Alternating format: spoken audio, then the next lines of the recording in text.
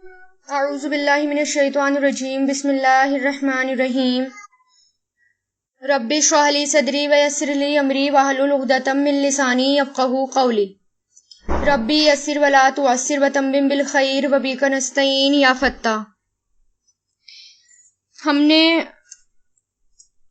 جو ہے پچھلی بار غزوہ پڑھی اور سیریا کی کہاں کہاں دستے گئے مسلمانوں کے، کہاں کہاں کس سے نمٹنے کے لیے آپ صلی اللہ علیہ وسلم نے بھیجا، الگ الگ کی لیڈرشپ میں آپ صلی اللہ علیہ وسلم نے الگ الگ دستے کے لیے الگ الگ لیڈر چوز کرے، اور آپ صلی اللہ علیہ وسلم نے ان کو الگ الگ جگہ پر بھیجا۔ پھر ہم نے اس میں ایک غزوہ پڑھا تھا ذات الرقاع، جس کے اندر صحابہ کرام کو بہت چلنا پڑا تھا۔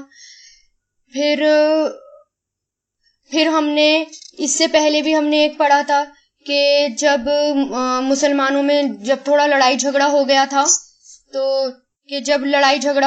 تو صحابہ کرام نے بہت آپ صلی اللہ علیہ وسلم نے صحابہ کرام اور مسلمانوں کو بہت چلایا، ایسے وقت پر نکلے کہ وہ ٹائم نہیں تھا نکلنے کا، ٹھیک ہے۔ جب اب یہ جو رئیس تھا، منافق تھا، اس نے جب یہ بولا تھا کہ مدینہ پہنچ کر عزت والا ذلت والے کو باہر نکالے گا، تو اس وقت آپ صلی اللہ علیہ وسلم نے بہت چلایا۔ تو اس سمے یہ بھی پتہ چلتا ہے، کیونکہ سیرت سے ہمیں سیکھنا ہے اور سیرت سے ہی ہمیں دیکھنا ہے کہ آپ صلی اللہ علیہ وسلم نے کس موقع پر کیا اسٹیپ لیے اور کیا قدم اٹھائے۔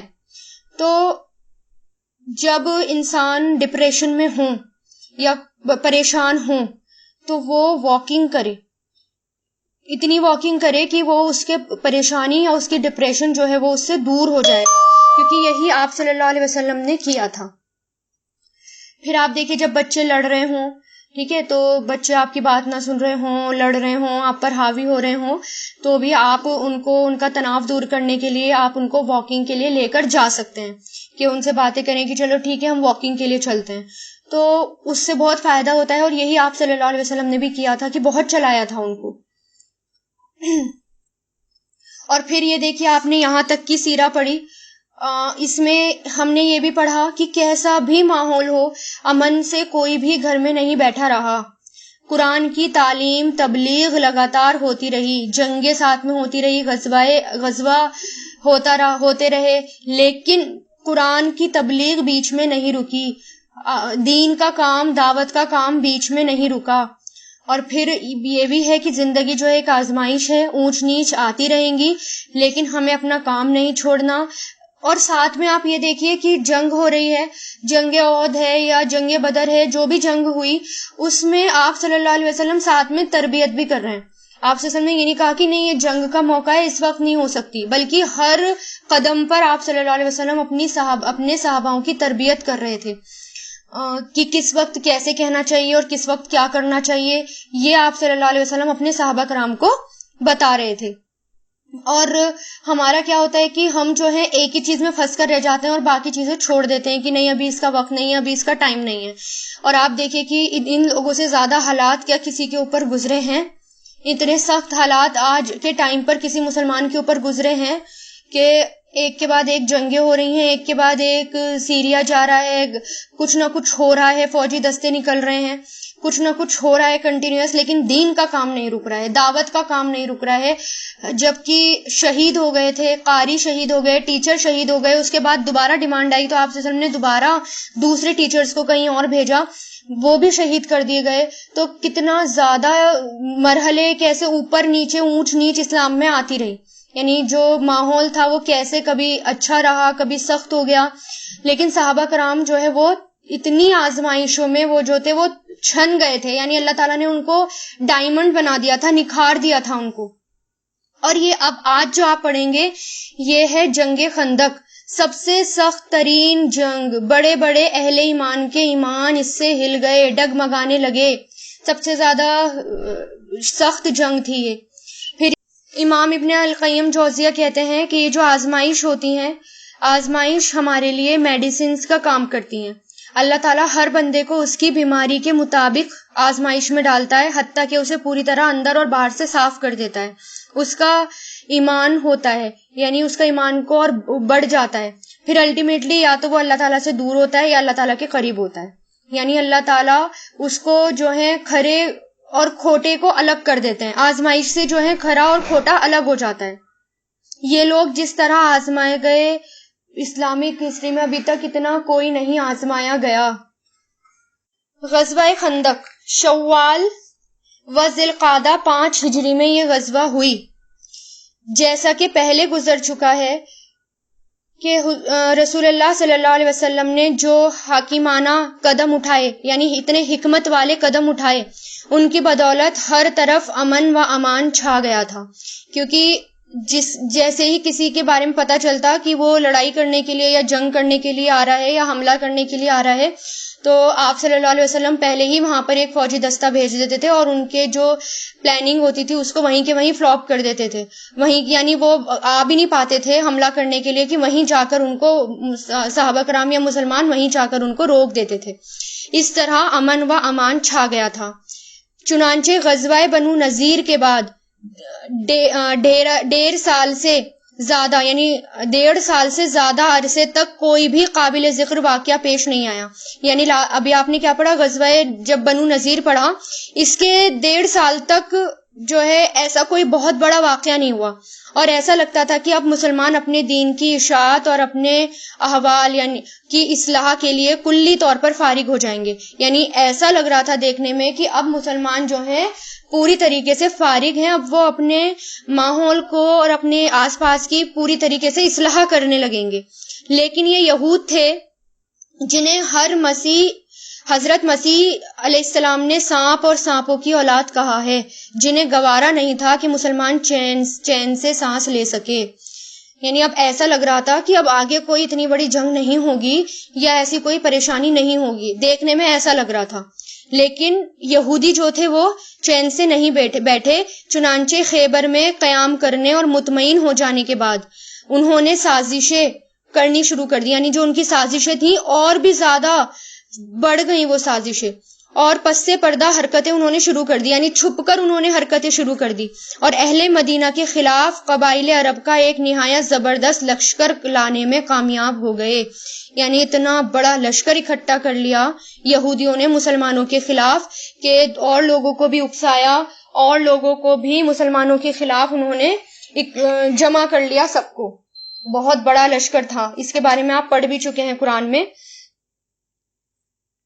یعنی انہوں نے لوگوں کو اکسایا اور اکٹھا کیا، کس لیے؟ حملہ کرنے کے لیے.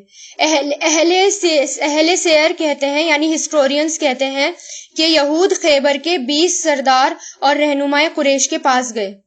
یعنی جو یہودی تھے خیبر کے، ان کے 20 سردار جو ہے وہ قریش کے پاس گئے اور انہیں مدینہ کے خلاف جنگ پر آمادہ کیا.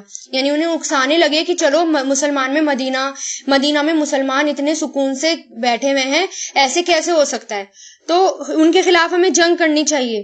اور اپنی مدد کا بھی ان کو یقین دلایا. انہوں نے کیا کہا کہ ہم تمہاری مدد کریں گے. قریش اس لیے تیار ہو گئے کہ یہ لوگ بنو غطفان کے پاس گئے، انہوں نے بھی بات مان لی. کیونکہ یہ نجد کی طرف تھا، انہوں نے بھی بات مان لی تھی. اس کے بعد دوسرے قبیلے میں یہ لوگ گھومے اور ان میں سے زیادہ تر قبیلوں نے جنگ کرنی منظور کر لی. یعنی الگ الگ ہر قبیلے کے پاس وہ یہودی گئے، ان کا گروپ گیا اور سب کو اکسایا، سب کو اکٹھا کرنے لگے مسلمانوں کے خلاف. اس کے بعد سارے قبیلے کو ایک منظم پلان کے تحت، یعنی ایک پلان کیا، ایک باقاعدہ ایک بہت اچھے سے آرگنائز طریقے سے ایک پلاننگ ہوئی.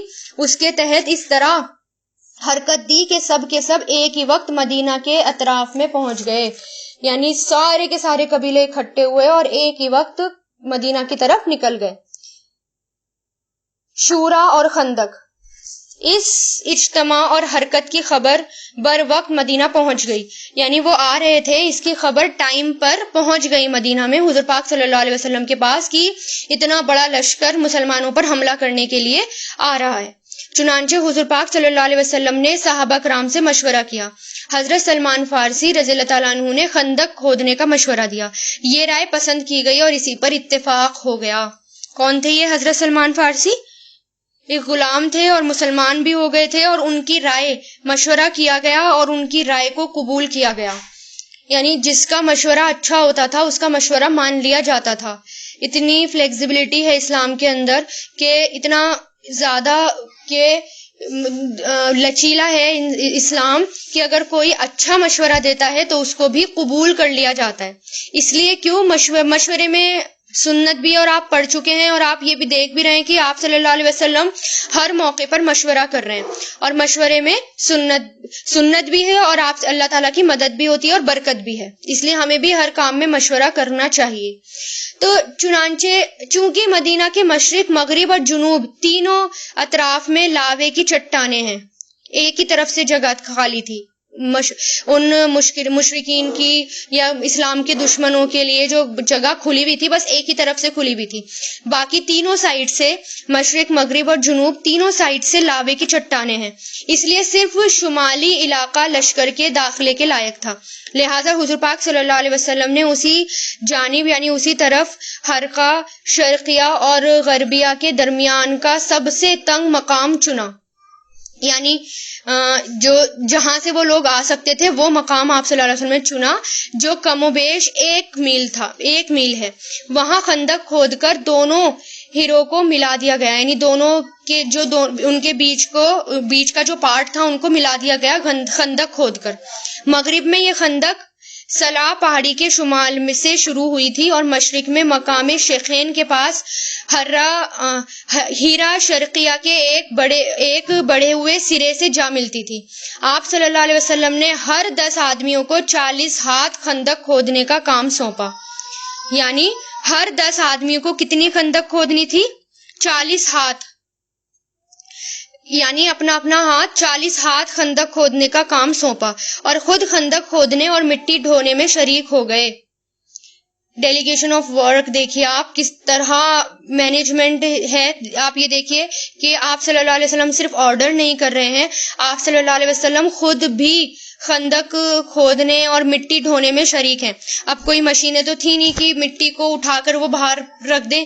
صحابہ کرام خود خندق کھودتے، پھر مٹی ڈھو کر اس کو باہر بھی لے کر آتے. لوگ رجز پڑھتے جاتے، یعنی شعر پڑھتے جاتے اور آپ جواب دیتے. نیز آپ رجز پڑھتے اور لوگ جواب دیتے، یعنی شعر و شاعری بھی چل رہی تھی لگاتار. لوگوں نے خندق کھودنے میں بڑی مشقتیں برداشت کی، بالخصوص جاڑے اور بھوک کی شدت. بہت زیادہ ٹھنڈ تھی اور بہت زیادہ بھوک کی شدت. ایسا نہیں تھا کہ بھر پیٹ کھانا تھا ان کے پاس. ایک کھجور پر 2 3 دن گزارنے پڑے تھے صحابہ کرام کو. چنانچہ ہتھیلی بھر جو لائے جاتے اور بو دینے والی چکنائی کے ساتھ کھانا بنایا جاتا. یعنی مٹھی بھر جو ہوتے اور ایک چکنائی تھی، گھی تھا جس میں وہ پکایا جاتا اور اس میں سے بہت اسمیل آتی تھی، اس کے ساتھ وہ کھانا پکایا جاتا. لوگ اسی کو کھا لیتے، حالانکہ حلق سے اس کا اترنا مشکل ہوتا. لوگوں نے حضور پاک صلی اللہ علیہ وسلم سے بھوک کی شکایت کی اور اپنے پیٹ پر ایک پتھر بندھا ہوا دکھلایا. یعنی آپ صلی اللہ علیہ وسلم کو دکھایا لوگوں نے کہ بھوک لگ رہی ہے، اب بھوک برداشت نہیں ہو رہی. کیونکہ آپ سوچیں نا کتنا انسان ایک دن برداشت کر سکتا ہے، 2 لیکن وہ تین دن تک فاقے میں رہے ہیں. تو اور پیٹ پہ پتھر باندھ کر خندق کھود رہے ہیں. تو آپ صلی اللہ علیہ وسلم نے انہیں اپنے پیٹ پر 2 پتھر دکھا دیے.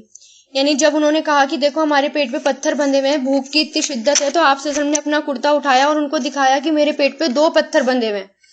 خندق کی کھدائی کے دوران میں بعض نشانیاں بھی دیکھنے میں آئیں. حضرت جابر رضی اللہ تعالیٰ عنہ نے حضور پاک صلی اللہ علیہ وسلم کی بھوک کی سختی دیکھی تو وہ صبر نہ کر سکے اور اپنی بکری کا ایک بچہ ذبح کر دیا، اور ان کی بیوی نے 1 سا یعنی تقریباً 2.5 کلو جو پیسا. پھر انہوں نے خفیہ طور پر حضور پاک صلی اللہ علیہ وسلم کو چند صحابہ سمیت دعوت دی، مگر حضور پاک صلی اللہ علیہ وسلم نے سارے اہل خندق کے ساتھ، جن کی تعداد 1000 تھی، وہ چل پڑے اور سب نے شکم سیر ہو کر کھایا، یعنی پیٹ بھر کے کھایا سب نے. پھر بھی ہانڈی بھری ہوئی تھی، ابل رہی تھی اور آٹے سے روٹی پکتی جا رہی تھی. یہ معجزہ تھا. اسی طرح نعمان بن بشیر رضی اللہ تعالیٰ عنہ کی بہن اپنے والد اور ماموں کے لیے ہتھیلی بھر کھجور لے کر گئیں تو حضور پاک صلی اللہ علیہ وسلم نے اسے کپڑے کے اوپر بکھیر کر سارے اہل خندق کو دعوت دے دی. سب کھا کر چلے گئے، مگر کھجوریں تھیں کہ کپڑے کے کنارے سے باہر گری جا رہی تھی. اس وقت یہ بھی معجزہ ہوا. لیکن یہ کب ہو رہا تھا؟ بھوک کی شدت تھی، اس کے بعد یعنی برداشت کر رہے تھے، بہت برداشت کرنا پڑا. اس کے بعد سب کچھ ایک دم سے نہیں ہوتا. خندق کی کھدائی کے دوران میں حضرت جابر اور ان کے ساتھیوں کے حصے میں ایک سخت چٹان نمایاں ہو گئی، یعنی ایک سخت چٹان آئی، پتھریلی زمین تھی نا وہ بہت زیادہ، تو وہ ٹوٹ نہیں رہی تھی چٹان. تو حضور پاک صلی اللہ علیہ وسلم سے کہا گیا تو آپ نے اتر کر کدال ماری اور بھری ریت میں وہ بدل گئی. اس طرح حضرت برا کے ساتھیوں کا ایک چٹان سے سامنا ہوا. حضور پاک صلی اللہ علیہ وسلم نے اتر کر بسم اللہ کہا اور کدال سے ایک ضرب لگائی تو ایک اور ٹکڑا کٹ گیا اور اس سے بھی روشنی نکلی. تو آپ نے فرمایا اللہ اکبر، اوتیت مفاتیح الشام وانی لا انظر الی قصورها الحمراء الساعة. اللہ اکبر، مجھے شام کی کنجیاں دی گئی ہیں اور اس وقت میں اس کے سرخ محل دیکھ رہا ہوں. اور اس کے بعد آپ نے دوسری ضرب لگائی اور فتح فارس کی خوشخبری سنائی یعنی ایران کی. پھر تیسری ضرب لگائی یعنی تیسری بار مارا اس چٹان پر، پھر فتح یمن یعنی یمن کی خوشخبری سنائی اور اس طرح پوری چٹان کٹ گئی. یعنی اتنے مشکل وقت میں اتنی زبردست خوشخبری اللہ تعالیٰ نے دی، کیونکہ یہ خوشخبری ہی تھی. کیونکہ صحابہ کرام کے جذبے دیکھیے، بھوک کی شدت ہے، سخت سردی ہے اور اتنا مشکل کام کی خندق ان کو کھودنی ہے، کیونکہ باہر جو ہے وہ ٹھاٹا مارتا ہوا لشکر ہے اور اتنا زبردست لشکر ہے جو مسلمانوں کے اوپر اٹیک کے لیے کھڑا ہوا ہے. اور اگر رک گئے تو کیا ہوگا، سارا کا سارا لشکر مدینہ گھس جاتا اور پھر کیا ہوتا پتہ نہیں. تو پھر خندق کے آر پار ادھر قریش اور ان کے پیروکار 4000 کا لشکر لے کر آئے. ان کے پاس 300 گھوڑے اور 1000 اونٹ تھے. ان کا سالار ابو سفیان تھا یعنی ان کا لیڈر، اور جھنڈا عثمان بن طلحہ ابدری کے نے اٹھا رکھا تھا. انہوں نے جرف اور زغابہ کے درمیان روما کے مشتمل اسیال میں پڑاؤ ڈالا. ایک جگہ کا نام ہے، وہاں پر پڑاؤ ڈالا. دوسری طرف غطفان اور ان کے پیروکار اہل نجد 6000 کا لشکر لے کر آئے اور احد کے دامن میں وادی نقمی کے آخری سرے پر خیمہ زن ہوئے یعنی خیمہ لگایا. مدینہ کی دیواروں تک ایسے زبردست لشکر کا پہنچ جانا بڑی سخت آزمائش تھی. یعنی مدینہ کی دیواروں تک تو وہ پہنچ ہی گئے تھے اور خطرے کا باعث تھا، جیسے کہ اللہ تعالیٰ نے فرمایا قرآن میں. اللہ تعالیٰ نے فرمایا جب وہ تمہارے اوپر اور تمہارے نیچے سے آئے اور جب نگاہیں کج ہو گئیں یعنی ٹیڑھی ہو گئیں، دل حلق کو آ گئے اور تم لوگ اللہ کے ساتھ طرح طرح کے گمان کرنے لگے، اس وقت مومنوں کو آزمایا گیا اور انہیں شدت سے جھنجھوڑ دیا گیا. یعنی اس وقت کیونکہ سامنے لشکر بیٹھا ہوا تھا اور اب سمجھ نہیں آ رہا تھا کہ کیا کیا جائے گا، بس خندق ہی کھود رہے تھے مسلمان. لیکن اللہ تعالیٰ نے اس موقع پر مومنوں کو ثابت قدم رکھا، جیسا کہ ارشاد ہے. اور جب اہل ایمان نے ان جتھوں کو دیکھا تو کہنے لگے یہ تو وہی چیز ہے جس کا اللہ اور اس کے رسول نے ہم سے وعدہ کیا تھا اور اللہ اور اس کے رسول نے سچ فرمایا تھا. اس حالت نے ان کے جذبے اور ایمان اور اطاعت کو اور کچھ بڑھا دیا. یعنی جب انہوں نے اتنا بڑا لشکر دیکھا تو کیا ہوا، مسلمانوں کے اندر اور زیادہ جو تھی ان کے ایمان میں اور زیادہ اضافہ ہو گیا. کیونکہ اہل ایمان کے اوپر جب آزمائش آتی ہیں تو وہ اللہ تعالیٰ کے قریب ہوتے ہیں، وہ اللہ تعالیٰ سے دور نہیں جاتے.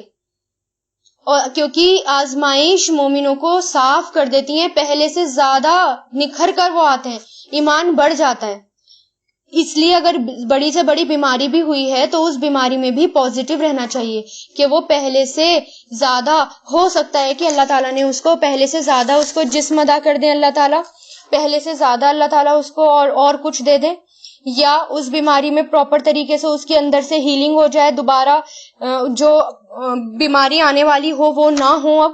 تو اس لیے ہمیشہ پازیٹیو رہنا چاہیے کہ اس شدت میں بھی ہو سکتا ہے اللہ تعالیٰ نے میرے لیے کچھ اچھا لکھا ہوا ہو. اور پھر آزمائش سے ہی پتہ چلتا ہے کہ ہمارے دعوے کتنے سچے ہیں، ورنہ زبانی اور کلامی باتیں تو سب کرتے ہیں کہ نہیں مجھے تو اللہ تعالیٰ کا کام کرنا ہے، مجھے تو اللہ تعالیٰ کا داعی بننا ہے، لیکن جب آزمائش آتی ہے تو وہی جو سب سے زیادہ زبانی کلامی باتیں کرتے ہیں وہ پھر پیچھے ہو جاتے ہیں. اس لیے آزمائش سے ہی پتہ چلتا ہے کہ کون اپنے دعوے میں کتنا زیادہ سچا ہے اور کتنا ثابت قدم ہے. پھر اہل ایمان نے جب یہ اتنا بڑا لشکر دیکھا، ہزاروں کی تعداد میں جو لشکر دیکھا، تو ان کا ایمان اور زیادہ بڑھ گیا، جبکہ مسلمان مٹھی بھر تھے. اگر وہ آ جاتے، ان کا آمنا سامنا ہوتا تو کیا ہوتا. پھر منافقوں نے دیکھا اتنا بڑا لشکر، تو البتہ منافق اور بیمار دلوں کا حال یہ ہوا کہ انہوں نے کہا کہ اللہ اور اس کے رسول نے ہم سے جو وعدہ کیا تھا وہ محض فریب تھا. یعنی منافق اور زیادہ ہل گئے، ڈگمگا گئے. بہرحال حضور پاک صلی اللہ علیہ وسلم نے مدینہ پر ابن ام مکتوم رضی اللہ تعالیٰ عنہ کو منظم مقرر کیا. یعنی ہیڈ کس کو بنایا مدینے کا اس وقت؟ کیونکہ سب کھدائی میں لگے ہوئے تھے، خندق کھود رہے تھے، تو پیچھے سے کوئی لیڈر ہونا چاہیے تھا. تو ام مکتوم جبکہ نابینا تھے، اور آپ دیکھیے ہر جگہ وہ آگے آگے ہیں.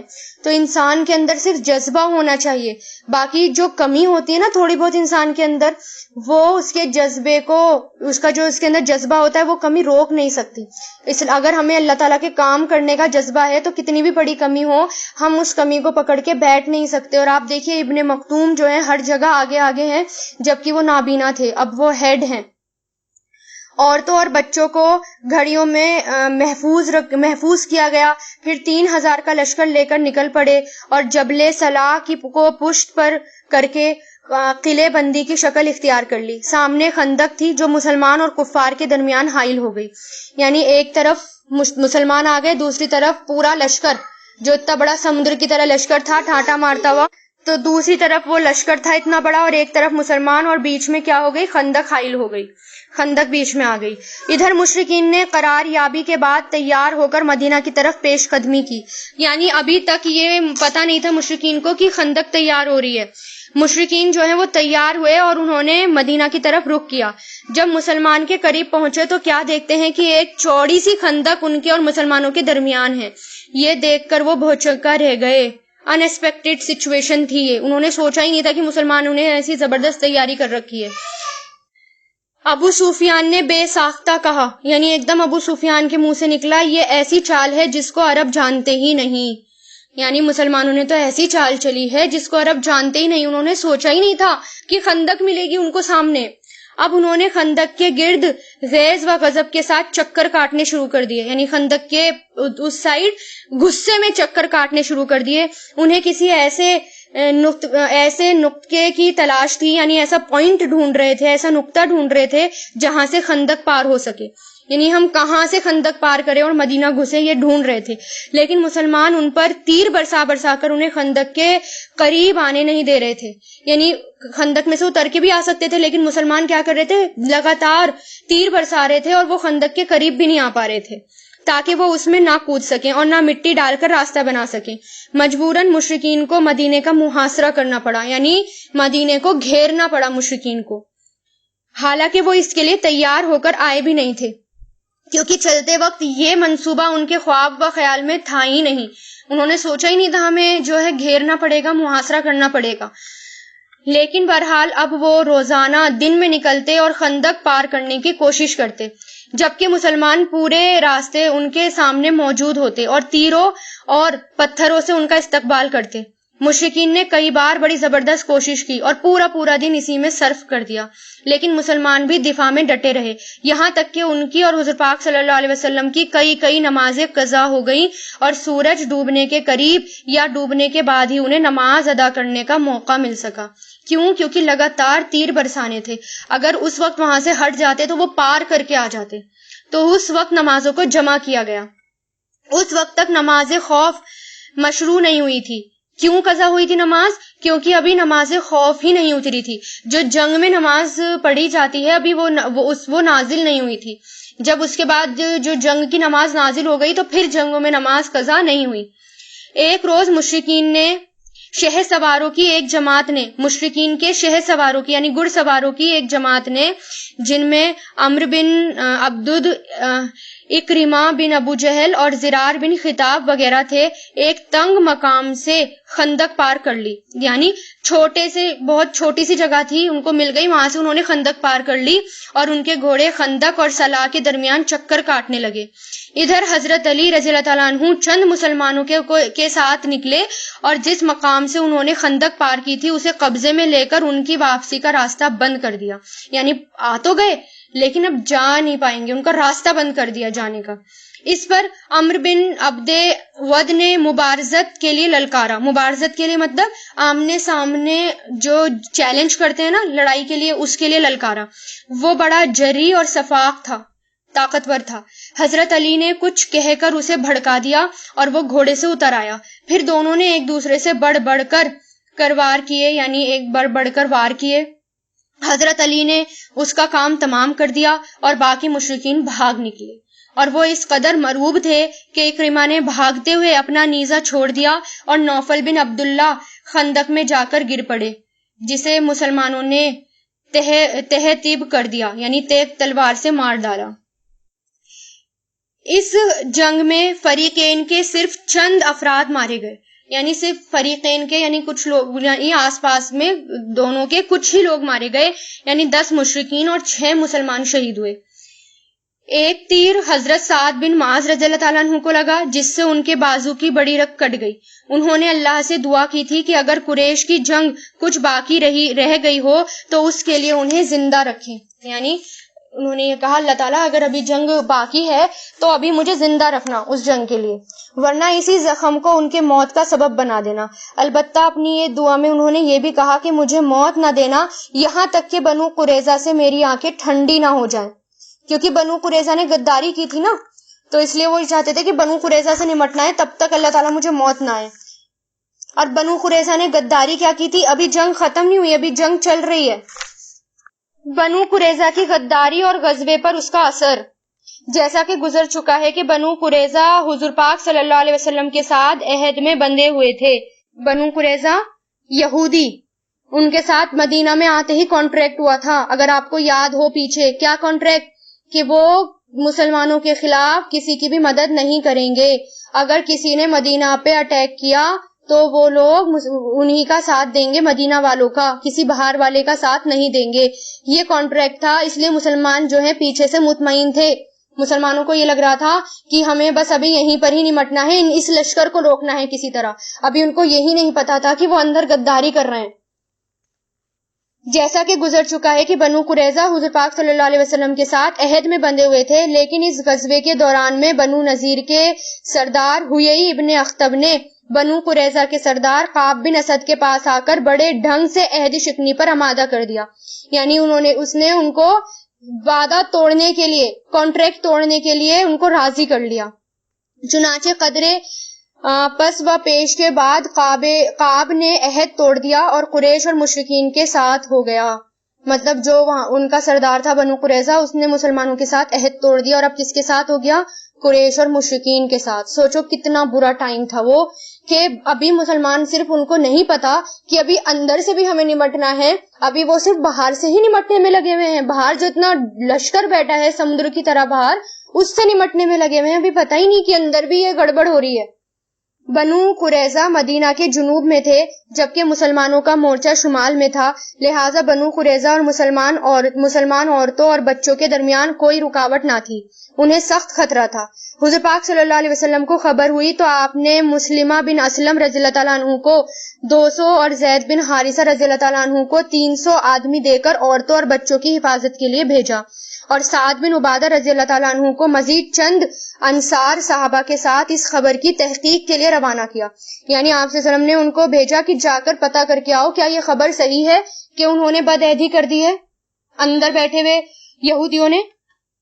یہ لوگ گئے تو یہودیوں کو انتہائی خباثت پر آمادہ پایا، یعنی بدتمیزی پر، یعنی عہد توڑنے پر آمادہ پایا۔ انہوں نے اعلانیہ گالیاں بھی بکی، دشمنی کی باتیں بھی کی، اور حضور پاک صلی اللہ علیہ وسلم کی اہانت بھی کی، ان کی بے عزتی بھی کی۔ کہنے لگے اللہ کا رسول کون، یعنی کوشچن مارک، ہمیں تو نہیں پتا اللہ کا رسول کون، ہمارے اور محمد کے درمیان کوئی عہد نہیں ہوا۔ یہ سن کر وہ لوگ واپس آ گئے اور حضور پاک صلی اللہ علیہ وسلم کو صرف اتنا کہا، اصل و القارہ، یعنی جس طرح اصل اور قارہ نے اصحاب رجی کے ساتھ بدعہدی کی تھی، اسی طرح یہودی بھی بدعہدی پر تلے ہوئے ہیں۔ لوگوں کی صورتحال سمجھ میں آ گئی اور ان پر سخت خوف طاری ہو گیا، یعنی جتنے بھی لوگ وہاں پر تھے ان کو سمجھ میں آ گیا اب کیا ہو رہا ہے، اور پھر خوف طاری ہو گیا۔ پھر جیسا کہ اللہ تعالیٰ نے قرآن میں فرمایا، جب نگاہیں کج ہو گئیں، ٹیڑھی ہو گئیں، دل حلق کو آ گئے، اور تم لوگ اللہ کے ساتھ طرح طرح کے گمان کرنے لگے، اس وقت مومنوں کو آزمایا گیا، انہیں شدت سے جھنجھوڑ دیا گیا۔ اس موقع پر نفاق نے بھی سر نکالا، یعنی منافقت بھی آئی. چنانچہ بعض منافقین نے کہا محمد تو ہم سے وعدہ کرتے تھے کہ ہم کیسرو اور کسرا کے خزانے کھائیں گے، یعنی ہمیں کیسرو اور کسرا کے خزانے ملیں گے، اور یہاں تو حالات یہ ہیں کہ قضائے حاجت کے لیے نکلنے میں بھی جان کی خبر نہیں، جان کی خیر نہیں. یعنی اس طرح کی باتیں وہ منافقین کرنے لگے. کچھ منافقین نے کہا ہم سے اللہ اور اس کے رسول نے جو وعدہ کیا تھا وہ فریب کے سوا کچھ نہیں. ایک اور گروہ نے کہا اے اہل یثرب تمہارے لیے ٹھہرنے کی کوئی گنجائش نہیں، لہٰذا واپس چلے جاؤ. کیونکہ اس وقت مدینہ جو تھا وہ پہلے آپ صلی اللہ علیہ وسلم کے آنے سے پہلے مدینہ کو مدینہ کہا جاتا تھا. آپ صلی اللہ علیہ وسلم کے آنے سے پہلے مدینہ کو یثرب کہا جاتا تھا، اور بعد میں اس کو مدینہ المنورہ کہا جانے لگا. اس وقت بھی مدینہ کہا جانے لگا تھا، لیکن منافقین نے غصے میں کیا کہا، اے اہل یثرب. اس سے پتہ چل گیا یہ نام لیتے ہی کہ منافقین جو ہیں کس قدر اندر سے کڑ رہے ہیں اور منافق ہیں، ان کی علامت پتہ چل گئی.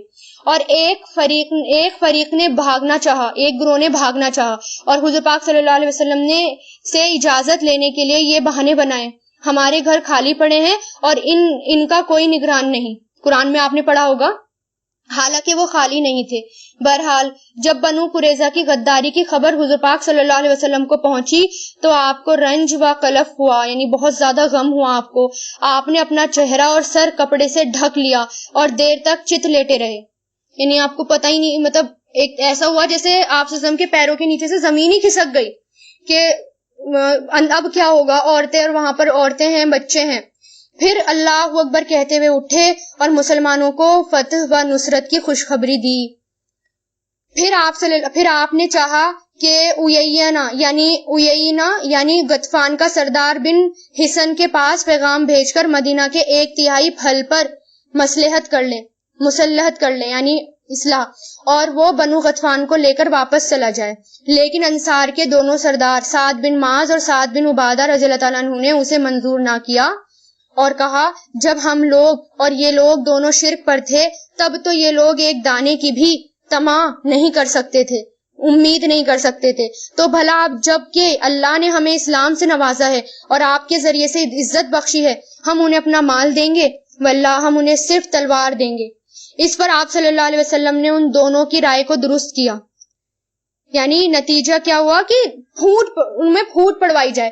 اب باہر کے لشکر کو کیسے روکا جائے اور اندر کے لشکر کو. اب آپ سچویشن سمجھیے، کیا سچویشن ہے. باہر ہے مدینہ کے باہر خندق کے پار پورے کے پورے قبیلے، اور اندر کون ہے؟ بنو قریظہ. اب دونوں طرف سے نمٹنا تھا مسلمانوں کو. پہلے تو ایک طرف سے نمٹنا تھا، اب دونوں طرف جب پتہ چل گیا غداری کر دی تو اب کیا کریں. تو احزاب میں پھوٹ اور غزوہ کا خاتمہ. اللہ کے کام بھی نرالے ہیں. ابھی حالات اسی سنگین مرحلے سے گزر رہے تھے کہ نعیم بن مسعود اشجعی رضی اللہ تعالیٰ عنہ خدمت نبوی میں حاضر ہوئے. ان کا تعلق قبیلہ غطفان سے تھا. وہ قریش اور یہودیوں کے دوست تھے. انہوں نے عرض کیا یا رسول اللہ، میں مسلمان ہو گیا ہوں اور میری قوم کو میرے اسلام کا بھی علم نہیں، یعنی میں نے ابھی چھپکے سے اسلام لائی ہوں، ابھی کسی کو نہیں پتا، لہٰذا آپ مجھے کوئی حکم دے دیجئے. آپ صلی اللہ علیہ وسلم نے فرمایا تم فقط ایک آدمی ہو، اس لیے کر ہی کیا سکتے ہو، البتہ جس قدر ممکن ہو ان میں پھوٹ ڈالو، کیونکہ جنگ تو چال بازی کا ہی نام ہے. اس پر حضرت نعیم رضی اللہ تعالیٰ عنہ بنو قریظہ کے یہاں پہنچے. انہوں نے دیکھا تو اعزاز و اکرام کیا، اور حضرت نعیم رضی اللہ تعالیٰ عنہ نے کہا آپ لوگ جانتے ہیں کہ مجھے آپ لوگوں سے محبت ہے اور خصوصی تعلق کے خاطر جو ہے، یعنی آپ کا اور میرا جو ایک الگ تعلق ہے اس کی وجہ سے مجھے آپ سے محبت ہے. اب میں آپ لوگوں کو ایک بات بتا رہا ہوں، کیا آپ اسے میری طرف سے چھپائے رکھیں گے؟ یعنی اب دیکھیے حضرت نعیم جو ہیں وہ چال چل رہے ہیں، صحابی چال چل رہے ہیں، اور وہ کیا انہوں نے کیا کہا کہ میری بات کسی کو بتانا نہیں، کیونکہ مجھے تو آپ سے محبت ہے اور میں یہ صرف آپ کو بتا رہا ہوں. انہوں نے کہا جی ہاں. حضرت نعیم نے کہا بنو قینقاع اور بنو نذیر پر جو گزر چکی ہے آپ تو اسے جانتے ہی ہیں، کیونکہ ان کا بائیکاٹ بھی ہو گیا تھا، ہار بھی گئے تھے پہلے، یعنی ان کو جلا وطن کر دیا گیا. اب آپ لوگوں نے قریش اور غطفان کا ساتھ دیا، مگر ان کا معاملہ آپ جیسے نہیں ہے. یہ علاقہ آپ کا اپنا علاقہ ہے، یعنی جو مدینہ کا علاقہ ہے یہ آپ کا اپنا علاقہ ہے. یہاں آپ کے بال بچے ہیں، عورتیں ہیں، مال اور دولت ہیں. آپ لوگ یہاں سے کہیں اور جا بھی نہیں سکتے. جبکہ ان کا علاقہ مال اور دولت، عورتیں اور بال بچے دور ہیں. انہیں موقع ملا تو کوئی قدم اٹھائیں گے، ورنہ اپنے علاقے کی راہ لے لیں گے اور آپ کو محمد صلی اللہ علیہ وسلم کے رحم و کرم پر چھوڑ دیں گے اور وہ جس طرح چاہیں گے انتقام لے لیں گے. یہ سن کر وہ چونک گئے، بولے اب کیا کیا جا سکتا ہے؟ حضرت نعیم نے کہا جب تک وہ اپنے آدمی بطور یرغمال یعنی ہوسٹیج کے طور پر نہ دیں تو ان کے ساتھ جنگ میں شریک نہ ہونا. انہوں نے کہا آپ نے تو بہت درست رائے دی، آپ نے تو بہت اچھی رائے دی. اس کے بعد حضرت نعیم رضی اللہ تعالیٰ عنہ نے قریش کا رخ کیا اور ان کے سرداروں کے ساتھ ملاقات کرتے ہوئے کہا آپ لوگ جانتے ہیں مجھے آپ سے محبت ہے، آپ لوگ جانتے ہیں مجھے آپ سے محبت اور خیر خواہی ہے. انہوں نے کہا جی ہاں. حضرت نعیم نے کہا تو میں آپ کو ایک بات بتا رہا ہوں، اسے میری طرف سے چھپائے رکھنا. یعنی جو بات ان سے کہی وہ بات ان سے کہہ رہے ہیں اور دونوں سے کیا کہہ رہے ہیں؟ میری بات چھپائے رکھنا. انہوں نے کہا ہم ایسا ہی کریں گے. حضرت نعیم نے کہا بات یہ ہے کہ یہود نے محمد صلی اللہ علیہ وسلم سے جو عہد شکنی کی ہے اس پر وہ پچھتا رہے ہیں. انہیں ڈر ہے کہ آپ لوگ انہیں محمد صلی اللہ علیہ وسلم کے رحم و کرم پر چھوڑ کر واپس چلے جائیں گے، لہٰذا انہوں نے محمد صلی اللہ علیہ وسلم سے مراسلت کی ہے، یعنی کمیونیکیشن کیا ہے کہ آپ لوگوں سے کچھ یرغمالی طور پر یرغمال لے کر ان کے حوالے کر دیں، یعنی کچھ آدمی لے کر ان کے حوالے کر دیں، پھر آپ لوگوں کے خلاف ان سے اپنا معاملہ استوار کر لیں. اور محمد صلی اللہ علیہ وسلم اس پر راضی ہو گئے، لہٰذا آپ لوگ جو کنارے ہیں اگر وہ آپ سے یرغمالی طلب کریں گے تو ہرگز بھی نہ دینا، یعنی وہ لوگ آپ سے بطور ہوسٹیج کچھ لوگ مانگیں گے، آپ ان کو مت دینا. اس کے بعد غطفان کے پاس بھی جا کر یہی بات دہرائی اور ان کے کان بھی کھڑے ہو گئے. اس با حکمت چال سے دلوں میں شبہات پیدا ہو گئی، یعنی شک پیدا ہو گئے اب سب کے دلوں میں، اور سب کے بیچ میں پھوٹ پڑ گئی. چنانچہ ابو سفیان نے بنو قریظہ کے پاس ایک وفد بھیجا کہ کل جنگ کی جائے گی. بنو قریظہ نے کہا ایک تو کل ہفتے کا دن ہے اور ہم پر جو عذاب آیا ہے اس روز شریعت کے حکم سے تجاوز کرنے کے سبب آیا، یعنی کیونکہ وہ لوگ سیٹرڈے کے دن کو حرمت والا دن مانتے، سیٹرڈے کے دن جنگ نہیں کرتے، تو انہوں نے کہا کہ ایک تو کل سیٹرڈے ہے، ہم نہیں کریں گے جنگ.